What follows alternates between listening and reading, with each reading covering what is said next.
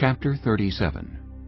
Jacob lived in the land where his father had stayed, the land of Canaan. This is the account of Jacob's family line. Joseph, a young man of 17, was tending the flocks with his brothers, the sons of Bilhah and the sons of Zilpah, his father's wives, and he brought their father a bad report about them. Now Israel loved Joseph more than any of his other sons, because he had been born to him in his old age, and he made an ornate robe for him. When his brothers saw that their father loved him more than any of them, they hated him, and could not speak a kind word to him. Joseph had a dream, and when he told it to his brothers, they hated him all the more. He said to them, "Listen to this dream I had. We were binding sheaves of grain out in the field when suddenly my sheaf rose and stood upright, while your sheaves gathered around mine and bowed down to it." His brothers said to him, "Do you intend to reign over us? Will you actually rule us?" And they hated him all the more because of his dream and what he had said. Then he had another dream, and he told it to his brothers. "Listen," he said, "I had another dream, and this time the sun and moon and 11 stars were bowing down to me."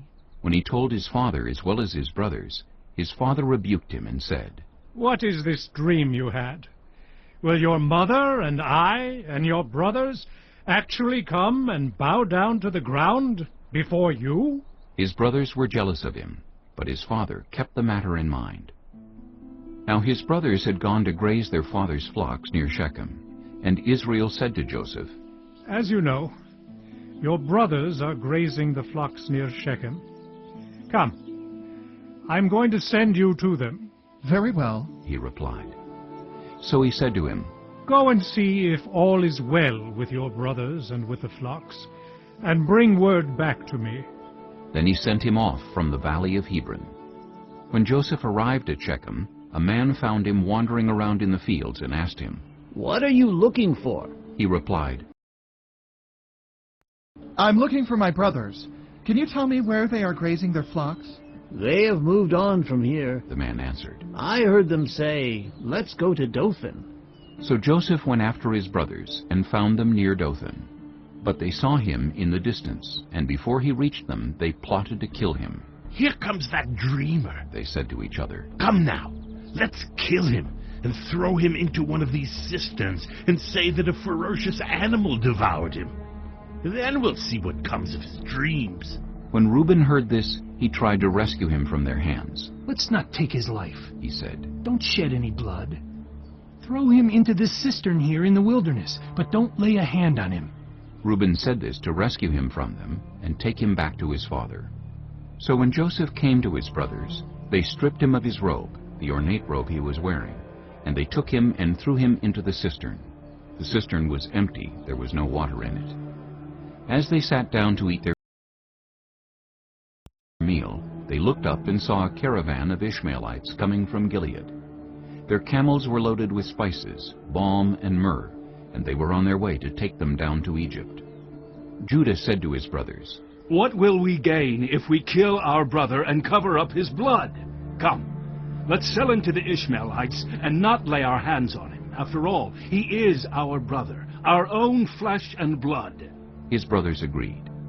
So when the Midianite merchants came by, his brothers pulled Joseph up out of the cistern and sold him for 20 shekels of silver to the Ishmaelites, who took him to Egypt.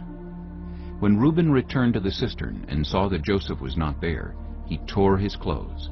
He went back to his brothers and said, "The boy isn't there. Where can I turn now?" Then they got Joseph's robe, slaughtered a goat, and dipped the robe in the blood.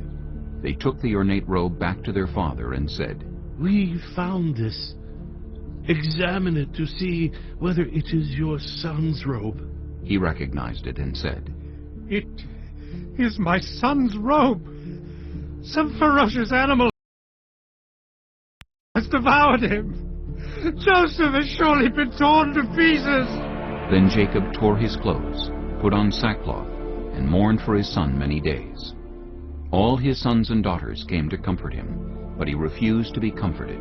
"No, He said, I will continue to mourn until I join my son in the grave." So his father wept for him. Meanwhile, The Midianites sold Joseph in Egypt to Potiphar, one of Pharaoh's officials, the captain of the guard.